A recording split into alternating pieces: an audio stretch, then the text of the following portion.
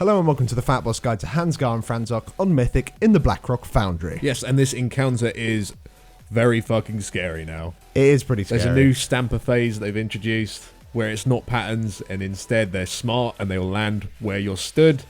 And to maximize the amount of room you have in the encounter area, you need to stand still underneath where these stampers are about to land. Yeah. Many turds were dropped that day. It's pretty goddamn scary, but it's more than manageable and it's still a pretty goddamn good fight. Now for this encounter, you do want to bring 2 tanks, bring 4 healers, and you can pretty much bring any DPS makeup you like. If you don't know anything about heroic mode of this encounter, we do have a guide for that. Click up on the annotation on your screen now. Learning that will help you with this guide, because we're not going to go over all the heroic abilities in that much detail.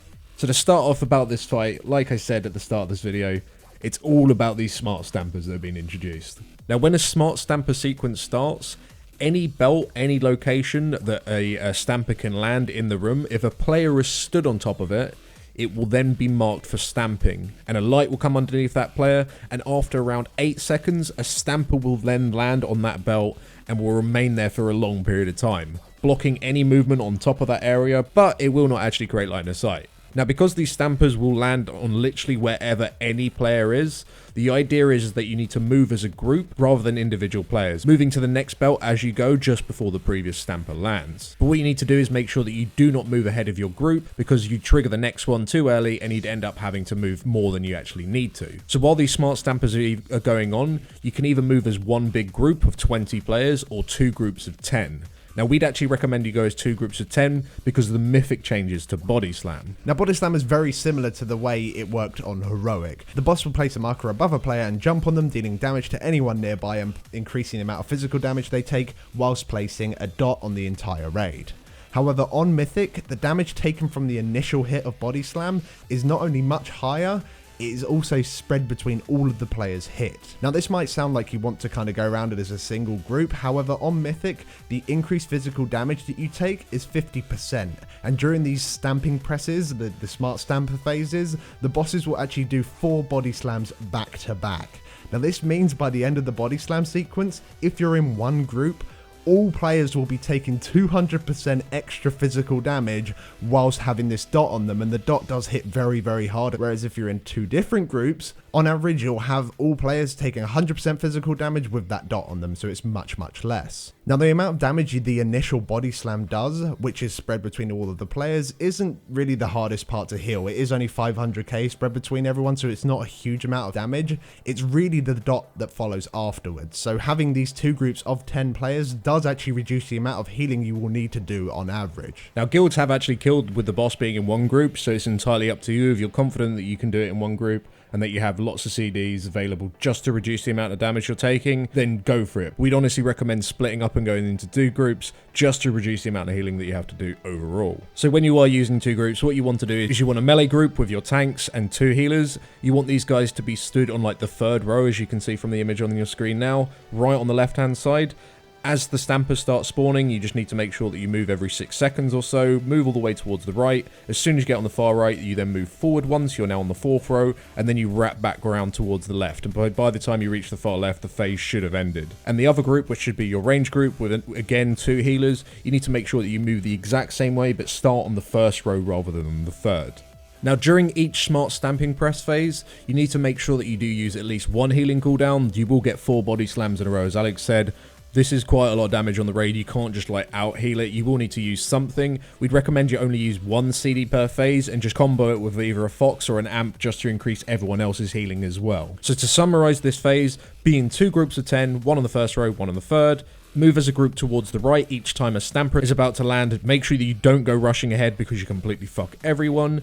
And then when you get to the end of your row, move forward and then back towards the left. Now these smart stamper sequences seem to trigger when the boss is at certain health percentages. It seems to trigger at 100%, 70% and 40% HP, and seem to end roughly after the bosses have taken about 15% of their health off. It kind of a bit all over the place. Sometimes it's a bit more, sometimes it's a bit less, but it seems to be around that area. This means at the very beginning of the fight you will get a smart stamper sequence. However, if you get the bosses down to 85%, as soon as possible, you can make it so they actually transition out of that smart stampers before even the first stamper has spawned.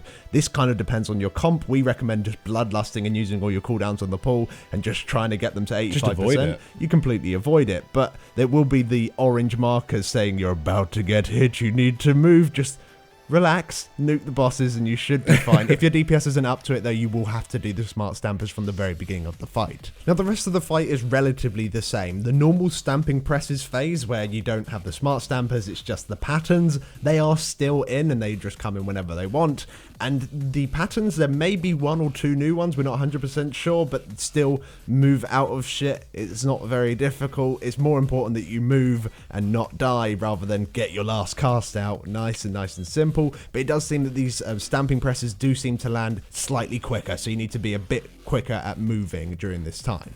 Now, during these normal stamping presses phase, you will, of course, still have the body slam, and because it is split damage, it's probably a good idea to have, like, your raid still relatively stacked to this point. You don't need to be that religious, you just need to make sure that you don't have one single player hit by the body slam on their own, because they will be one hit. However, if you are a hunter, you can det it. If you're a mage, you can ice block. Paladins, you can bubble. So if it does get targeted on you, and you just don't want anyone else to get the physical damage debuff, and of course not take any of the split damage either, and you only want them to take the dot, just run out the raid and just use any of your immunities. Now, if you get the bosses to go into a smart stamping press phase during a normal stamping press phase, you might actually find that some of the stamping presses will just stay on the ground. Don't worry about them, you can walk straight through them. They will generally disappear before the next set of smart stampers will spawn, and they will not do any damage as they go back up. They don't create line of sight or anything. It's actually just a texture bug. Yeah, I'm not 100% sure what that's all about, but if you do find that there's some on the floor where they shouldn't be on the floor, don't worry about it. You can still go to the same locations and do exactly what you were supposed to do. Now, moving away from the stampers, on Mythic, there is actually a new set of searing plates. And what this set is that it's just a line of 4, all to spawn at once, leaving you only 1 belt free to move through so you don't get hit. If this does happen, you just need to make sure that you move into that gap as soon as you possibly can, just so you can go back into your normal positions. This rarely happens if your DPS is actually high enough, as the boss will just transition into a smart stamping press phase before they even have the chance to spawn, because the smart stamping press sequence will always come in at a set percentage and will just immediately interrupt anything else that's going on in the fight, whether that's normal stamping presses or the searing plates. Now, you do of course have the regular searing plates where you only have 1 come in on each line at the same time. Just make sure you position similarly to the way that you did for the stamping presses, making sure the raid is relatively stacked up. While solo classes, you can stand out and solo soak if you want to, just to reduce raid damage, and generally you just want to be on the in-between bit of 2 belts and then just kind of hug the far edge of wherever the searing plate is coming in, just so you don't actually have to go on the belt at any point. You can just stay in the middle and completely avoid it, which is wonderful. And all other mechanics in this fight are exactly the same. So the disrupting roar, stop casting for it. Skull crackers, they'll hit random people, just make sure you heal them up. And of course, tanks, make sure you use massive CDs on crippling suplex. And all external cooldowns should be placed on the tank for this. They're not used to any other aspect of the fight. That's pretty much it. Overall, move from shit and stay on what your raid leader tells you to stay on, and you'll be absolutely fine. But thank you very much for watching, guys. If this guide did help you out, then make sure you give us a like. It helps us out a lot. As well as if you want to see any of our other Mythic Blackrock Foundry guides, then make sure you do click up on the annotations you see on your screen now, and it'll take you straight to those videos. Thanks for watching. Thank you.